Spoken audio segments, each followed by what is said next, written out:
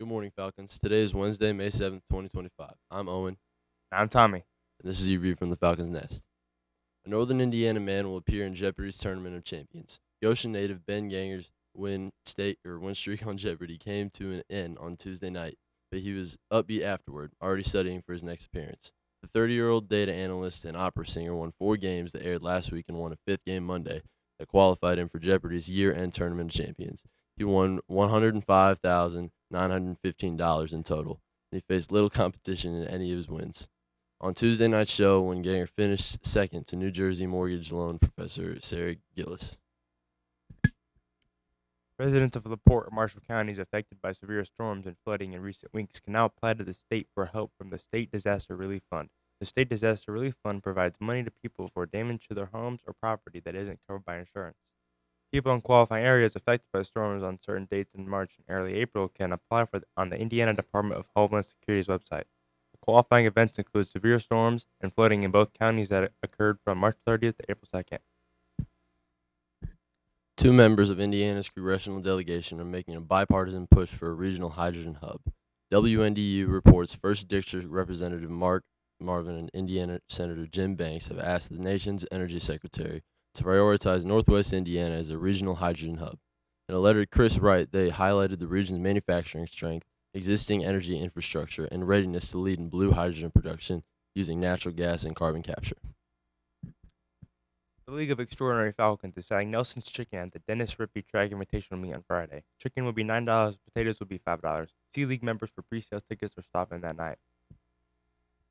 John Glenn students, faculty, and staff can now vote for John Glenn in the South Bend Tribune's annual Best of the Best Awards. Click on the South Bend Tribune website to vote for Glenn as the best public high school in the area. You can vote every day until the competition ends. And now to weather.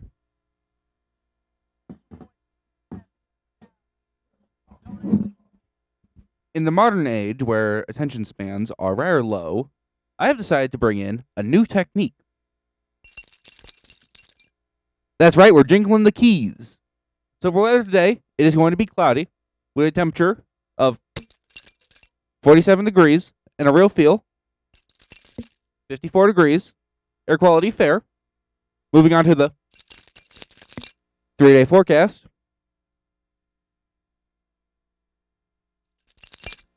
For Wednesday, the high will be 76 with a low of 50. It's going to be partly cloudy. Thursday, it'll be a high of 66, low of 35. Partly cloudy once again.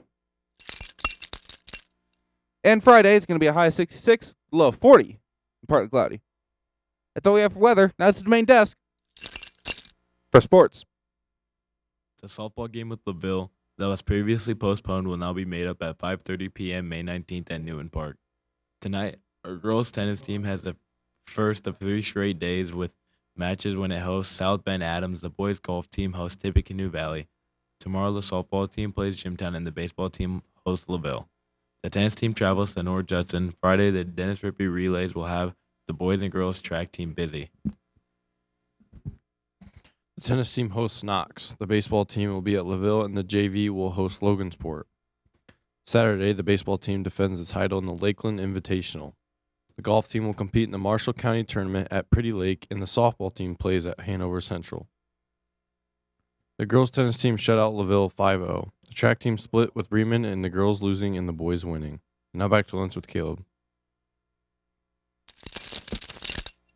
So for lunch today, we're going to be having breaded pork patty, Philly cheese steak pinwheel, steamed broccoli, baked beans, and applesauce. That is all we have for today, Falcons. Have an amazing day.